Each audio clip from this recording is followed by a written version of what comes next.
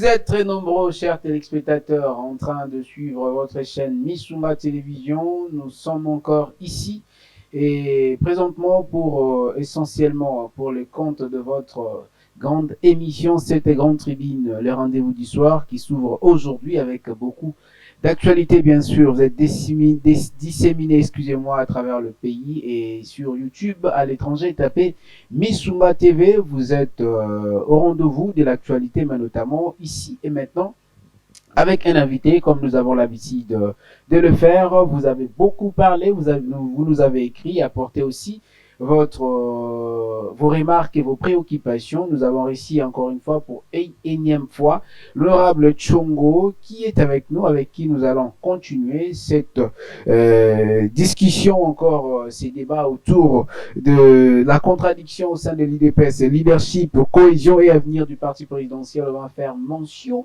à la dernière sortie médiatique du secrétaire général, mais notamment président ad intérim du parti au pouvoir. Je m'en vais saluer mon invité. Bonjour, honorable Tchongo. Bonjour, monsieur le journaliste. Et soyez le bienvenu encore une fois dans ces nouveaux numéros des rendez-vous du soir. Merci beaucoup, merci. Il a été vraiment suivi, plutôt il nous a été demandé de pouvoir vous rappeler pour le compte de ces numéros de rendez-vous du soir pour discuter essentiellement, aussi avoir vos éclairages par rapport à ce qui s'est fait aujourd'hui, parce qu'il y a eu un tout petit peu une conformité avec vos remarques passées. Et il était question aujourd'hui de pouvoir, encore une fois, chercher à éclairer la lanterne du grand public. Aujourd'hui, qu'est-ce que ça vous dit, les divisions et les tensions internes au sein de l'UDPS? Qu'est-ce que ça vous fait, en fait, en tant que, je précise, premier honorable, ici, des élections au sein de l'UDPS? Bien sûr, monsieur le journaliste, quand je dis je suis premier honorable, c'est-à-dire je suis premier politique du parti politique UDPS, parce qu'on devient politicien, pas politicien, mais politique, lorsqu'on a le mandat du peuple. À l'UDPS, nous sommes les premiers à avoir le mandat du peuple pour travailler en faveur de son avenir. Nous fûmes des premiers députés du parti, parce que nous prenons bien l'histoire du parti et la politique du pays. Vous êtes le doyen de parlementaire de l'UDPS. Je suis le doyen, je suis parmi les premiers députés de l'UDPS et de le reste. Nous avons été 42 députés nationaux, après 61 députés de PPRD, par rapport au groupe parlementaire. Vous savez, approchez bien votre micro, oui. Nous avons été deuxième groupe parlementaire à l'Assemblée nationale de la deuxième législature, deuxième république. Ce n'est pas peu de choses. Nous sommes premiers politiques de l'UDPS. Et alors, la question, nous sommes déjà à la troisième législature. La question était de savoir, qu'est-ce que ça vous dit, vous, en tant qu'au cadre de l'UDPS, les tensions, les divisions à l'interne du parti, n'est-ce pas que cela frustre plus d'un, mais notamment frise la cohésion au sein du parti présidentiel? En tout cas, monsieur le journaliste, je suis content pour m'avoir posé cette question. Ça ne frise pas seulement l'avenir du parti. Cette confusion trahit le parti. Elle trahit le parti comment? Ça remet le parti dans une situation très grave, de sorte que l'avenir du parti ne serait pas considéré. Parce que pour que le parti avance, il faut qu'on soit unis. Pour arriver à répondre à votre question, il faut voir la signification même du nom UDPS. Ce n'est pas un nom UDPS, c'est un acronyme, c'est un assemblage de noms. Qui se définit par l'union d'abord, démocratie et le progrès social. Il n'y a pas de progrès, il n'y a pas l'unité. Vous ne reflétez pas la démocratie. Le progrès n'est que... Le social n'en parle même pas. Voilà, le progrès du social n'est que conséquence des deux concepts. D'abord l'unité, la démocratie. Cela reflète ce qui a été au départ avec nos fondateurs du parti, qui avaient opté pour une idéologie du parti, n'est-ce pas? Une adhésion au principe et aux valeurs fondamentaux de la social-démocratie. Adhésion aux principes et aux valeurs fondamentaux. Les principes et valeurs fondamentaux de la démocratie libérale. Ça, c'est notre idéologie. Et après l'idéologie, les fondateurs du parti avaient pris l'option de définir les objectifs à suivre. Les objectifs du parti de l'UDPS étaient la conquête, l'exercice et la conservation du pouvoir. 3 choses. Et pour atteindre ces objectifs, il faut qu'on soit unis, à jamais. Il faut se défaire de tout mouvement qui doit être, n'est-ce pas, l'origine des divisions. Division sociale, division politique. Mais on vous taxe, autrefois l'UDPS n'était pas encore au pouvoir, et c'est autrefois que vous faites aussi allusion à l'unité au sens de la cohésion de l'unité de vos pères fondateurs. Aujourd'hui, vous êtes taxé de tout le mot. Est-ce que c'est le pouvoir qui est à la base des divisions au sein de l'UDPS? Un pouvoir que vous avez tant recherché, que vous luttez, c'est même le but de l'existence de ces partis. Est-ce que le pouvoir divise aujourd'hui l'UDPS? Ce n'est pas le pouvoir qui divise l'UDPS. C'est le problème d'homme. Mais c'était le même homme qui était avant, qui sont vos pères, sont maintenus, malgré qu'il y ait des crises, mais notamment, et, bon, je dirais même la pauvreté, parce qu'ils ont essayé même de vendre leur âme, parce qu'aujourd'hui, c'est l'héritage de ceux qui sont aujourd'hui au pouvoir. Malgré tout ça, ils étaient quand même des hommes que vous félicitez.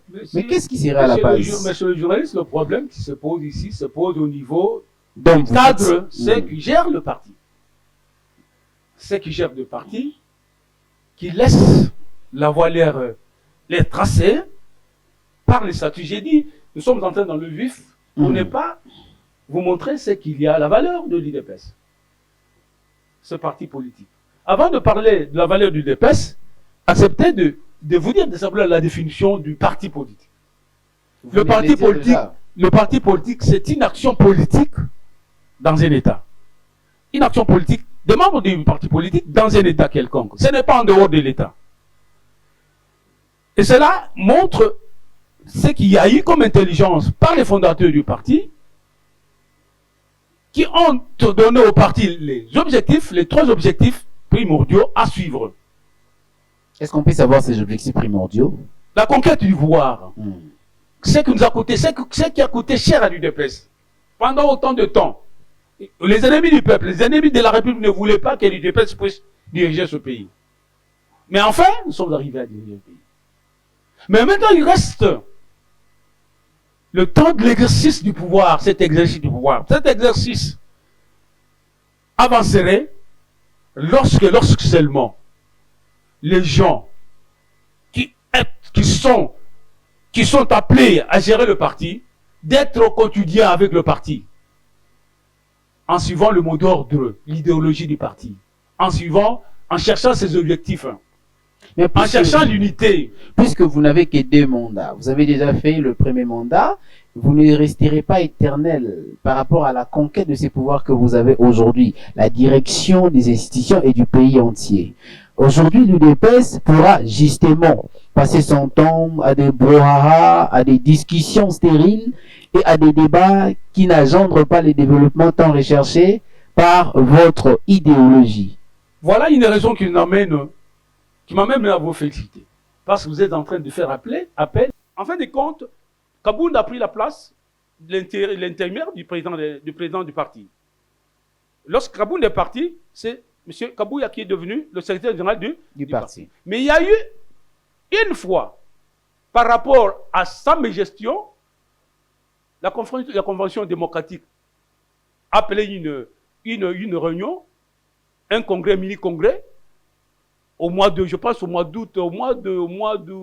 2024. Qui a conduit même un des leaders de votre parti à l'arrestation.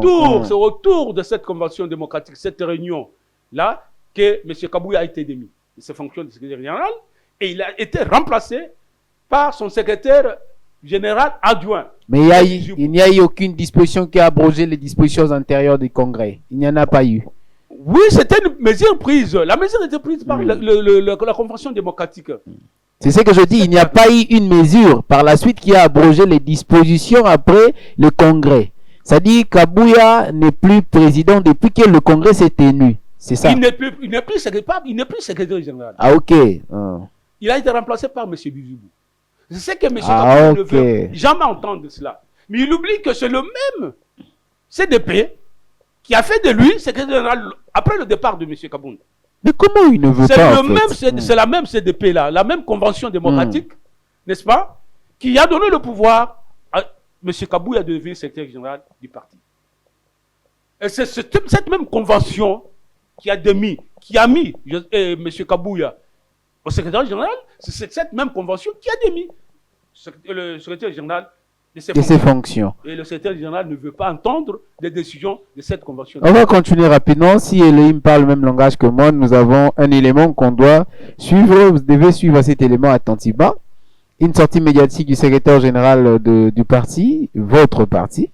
Et après, on va se retrouver tout juste après. Est-ce que cet élément est prêt, Elohim? bayebisa nanu biso relation nini Thomas Luaka azana mona Kabila et puis bao nyonso bomoni baza ko défiler na ba média o bazali ko attaquer accord bayebisa bino babimisela bino ata extrême moko ya ba intervention na bango depuis que Kagame atinda ba poulain na ye na kati ya Congo po baya ko boma ba Congolais bolamu oyo basi baloba pona tata mokonzi ya mboka babimisela bino ngo soki bayebisi bino ngo na kopesa mutu na kado parce que Thomas Luaka aza ko kilo ya mama Sifa balingi ko forcer makambo bazo créer ba désordre kuna po bazana ba gouverneur ya bango o balingi ba remplacer place wa eza biloko ya soni bozako kangai et puis na poko alelo na kosenga ndeko Chilumbai boy mosaïque na yo a déjà TDC quand il était question il y a pas intérêt politique dans l'Assemblée nationale na o etali commission permanente ECOFIN au plaidaki pona parti politique na yo des TDC laisse les problèmes de l'IDPS tranquille. Je sais très bien que vous entretenez de très bonnes relations avec le VPM de l'intérieur, Jacquemin. C'est votre ami de l'université. Mais laissez l'IDPS tranquille. Tout ça qui m'a bêté, il y a côté que l'autre siège à l'IDPS aussi longtemps que ça n'a parti. L'ombre à Makambo est à l'IDPS Nakana. Je parle devant les caméras, je n'ai pas voulu vous écrire ni vous appeler. Ça ne vous honore pas. Si j'étais idiot pour vous avoir désigné au nom de l'IDPS, je ne peux pas regretter pour avoir posé cet acte, puisque je suis responsable. J'avais fait ça en âme et conscience. Laisse l'IDPS tranquille et l'IDPS a son dirigeant. Voilà ce que je peux vous dire ce matin et ce soir plutôt. Prenez ça au sérieux, puisque... De vives tensions internes au sein du parti, ça accuse directement les conflits qui règnent entre les partisans de l'UDPS, pour ne pas parler des cadres du parti au pouvoir, et le secrétaire général Augustin Kabouya, qui par ricochet dit clairement et s'adresse à monsieur Chilumba Paul, qui est le premier vice-président de l'Assemblée nationale, et également au ministre de l'Intérieur, qui est Jacquemin Chabani. Et comptant tout ça, on se pose des questions devant une foule comme dans leur matinée politique. Est-ce que l'IDPS est en train de prêcher des bons exemples, surtout en termes de cohésion, c'est que nous sommes en train de parler? La question se pose, honorable Tchongo, en quoi les divisions internes au sein de l'UDPS affectent-elles la gestion des institutions comme le ministère de l'Intérieur, l'Assemblée nationale?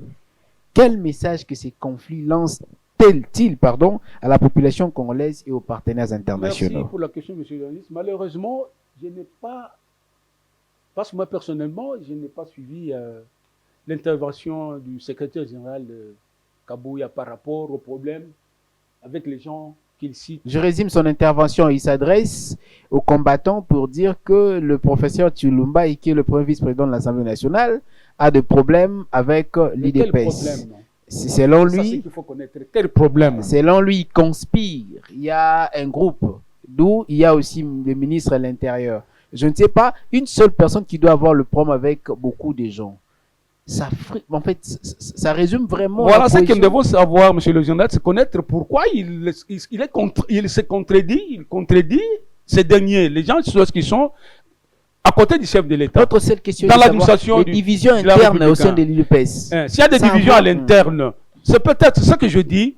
Le secrétaire général ne veut pas entendre. Vous voyez, parmi les valeurs ici, il y a question de solidarité. Exactement. Le même problème a été pris autant de fois. On a demandé au chef de pouvoir, au secrétaire général, de pouvoir fédérer autour de lui des cadres du parti.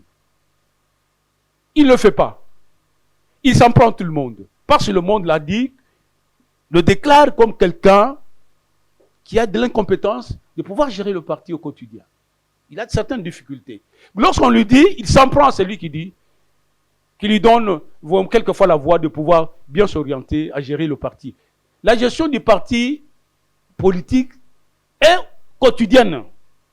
Il ne doit pas avoir de rupture. Mais lui, il ne veut pas qu'il soit conseiller. Alors que nous sommes un parti politique au pouvoir. On lui a dit, cherchez à fédérer autour de vous des cadres politiques de l'UDPS qui seront en mesure de vous donner des informations, lesquelles informations aideraient le chef de l'État pour pouvoir gérer le... Apparemment, il ne parvient pas parce qu'il y a des conflits qui naissent comme des champignons tous les jours. Il est trop agité et il n'accepte pas qu'on lui dise qu'il n'est pas en mesure, qu'il n'est pas à la mesure de pouvoir gérer l'UDPS. Un parti qui gère aujourd'hui la politique de la République. C'est pour ces raisons que je vous ai toujours dit, le chef est mal accompagné. Ce n'est pas seulement accompagné au niveau de l'administration de la République, vous parlez du chef même au niveau du parti politique. Or, ce sont partis politiques qui sera en mesure de lui chercher des cadres, n'est-ce pas? Et de perpétuer son pouvoir aussi. Et de perpétuer son projet de société. Exactement. Mais il ne le fait pas. Il est là à s'en prendre à tous. Et contre tous. Même ceux-là qui sont autour du chef. Mais au-delà de ça, nous vivons déjà dans une période de conflits, une période de problèmes, une période d'instabilité sociale et économique. Quel message aujourd'hui ces conflits envoient-ils aux partenaires internationaux, même aux rebelles qui nous agressent? Quel message ces conflits envoient-ils? Mais on est en train de liquider le parti à petit feu. Mais le parti a des conflits à l'interne, des divisions. Ces conflits envoient quel message à nos partenaires? Il est aussi normal de comprendre que nous allons signer les accords. Ce n'est pas une situation que je dois venir relater, étaler au niveau public. C'est un conflit à l'interne. Mais ça envoie un message. Mon souci était seulement de dire au chef de l'État de pouvoir intervenir. Ça ne le concerne pas, mais de pouvoir intervenir pour pouvoir chercher à trouver des solutions dans le problème secrétaire du parti. Je vais vous poser une petite question. Une question que vous devez répondre de manière courte et concise. En parlant du chef de l'État, quel rôle le président Félix Tshisekedi aujourd'hui dans la gestion des tensions au sein de l'UDPS joue? Est-il un arbitre ou un observateur passif? Courtement. Moi, je peux dire qu'il est tout, ce que vous dites. Il peut être arbitre. Il est aussi un observateur passif. Mais sans oublier qu'il vient de l'UDPS comme base politique. C'est sa base politique. On ne fait jamais la politique sans parti politique. Aujourd'hui, quand vous voyez le chef de l'État, il est en train de s'entourer de ce qu'on appelle quoi? Union nationale. On appelle ça le parti, quoi, l'ensemble du parti, des membres du parti. Le plateforme. Le plateforme là. Vous voyez, on cherche pas de plateforme. L'union sacrée. L'union sacrée de la nation. C'est l'ensemble des partis politiques réunis qui accompagnent le chef de l'État. Mais ce serait très simple si l'UDPS, comme grand parti de masse, serait à son niveau. des valeurs. Une dernière question pour chuter. Je pense que je vais aussi vous accorder la parole pour n'importe quoi ce que vous avez à dire. On va chuter avec cette question toujours au sujet du chef de l'État. Pensez-vous aujourd'hui que le chef de l'État, Félix Tshisekedi, devrait intervenir pour établir l'ordre au sein de l'UDPS? Si oui, comment? Mais comment nous pouvons... Soyez technique en fait. Monsieur, comment nous ne pouvons pas attendre les services du chef de l'État aussi longtemps que le secrétaire général, lui, par rapport à son comportement, il veut montrer à la communauté internationale et à la communauté nationale que c'est le chef qui lui dit de rester. Parce que ça envoie un mauvais message. Nous avons signé l'accord et tout ça. Il y a l'agression rwandaise. Vos conflits envoient un mauvais message. Cet organe a démis le secrétaire général Kabouya en le remplaçant par son adjoint. Et le secrétaire général ne veut pas libérer. Il montre à la communauté nationale, que c'est le chef qui lui dit de rester. Et donc, c'est oui, le chef de l'État doit intervenir à ces conflits. Et voilà, c'est que c'est un complot, il est en train de trahir. Mais comment il peut parvenir? En organisant encore une fois des congrès, en tenant des ateliers pour renforcer le problème de l'organisation. Comment ça va se faire? Qui doit organiser le congrès? C'est le secrétaire général qui doit faire la méthodologie que le chef de l'État doit utiliser pour établir l'ordre. Dites-nous comment il peut, parce que c'est votre question, et oui, il doit intervenir. Mais comment le chef de l'État doit intervenir? Il peut appeler au secrétaire général qui s'autoproclame maintenant de lui dire de reculer. Il peut le dire. Ah, pour proclamer, c'est lui qui est élu au Congrès. C'est que l'organe de décision du parti a choisi. Ok. Là, vous parlez de Deo Bizibou. C'est l'organe, c'est le secrétaire général. Mais c'était le parler, non, il s'agit de Deo Bizibou. C'est Deo Bizibou, c'est son adjoint. L'émission. Il n'est pas permanent secrétaire général. L'émission est finie. Il est aussi haï, n'est-ce pas? Donc il peut rester en tant que président ad interim. Voilà. Merci beaucoup. C'est là le chef de l'État. Ça n'est fini pour aujourd'hui. Ça a été un grand plaisir. Honorable Tchongo, nous avons ici. C'était un grand plaisir et le privilège. Nous allons toujours vous recevoir pour des questions et entrer à l'avancement du pays, surtout à des questions techniques. Vous qui étiez autrefois à l'institution Parlement, nous comptons sur vos orientations, votre sagesse, mais notamment pour éclairer la lanterne du grand public.